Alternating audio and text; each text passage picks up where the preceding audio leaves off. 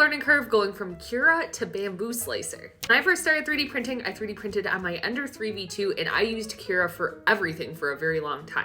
Finally, when I got my P1P, I switched over to Bambu Studios, and this is something that I was concerned about myself. I'll start out by saying I'm the type of person who does not utilize the vast majority of features inside of a slicer. The main things I'm typically adjusting are the supports, the infill, the speed, the bottom layers, things like that. Pretty basic stuff. All the first couple days and weeks of me using Bambu Studios was a little bit of an adjustment, and doing basic functions definitely took me a bit of time to get comfortable with.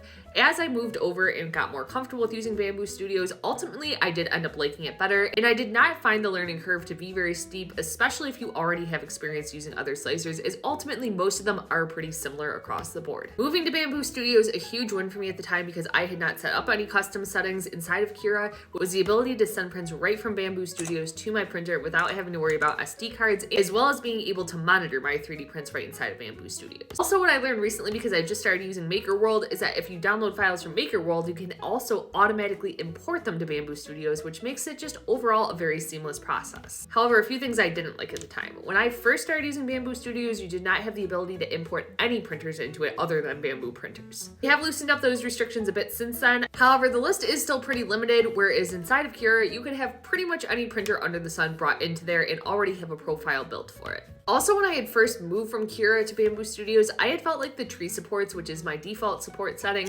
were much better inside of Cura. Since being in Bambu Studios for a longer period of time, I've just gotten used to their tree supports, but right off of the bat, it was something I missed a little bit. Overall, if the slicer is the only thing holding you back from getting a Bambu, I would say go full steam ahead. I overall find the slicer to be very versatile, and any need that I've had so far, it has been able to accommodate. If you're a more advanced slicer user, let me know in the comments if there are any features inside of Bambu Studios that you miss from using Cura.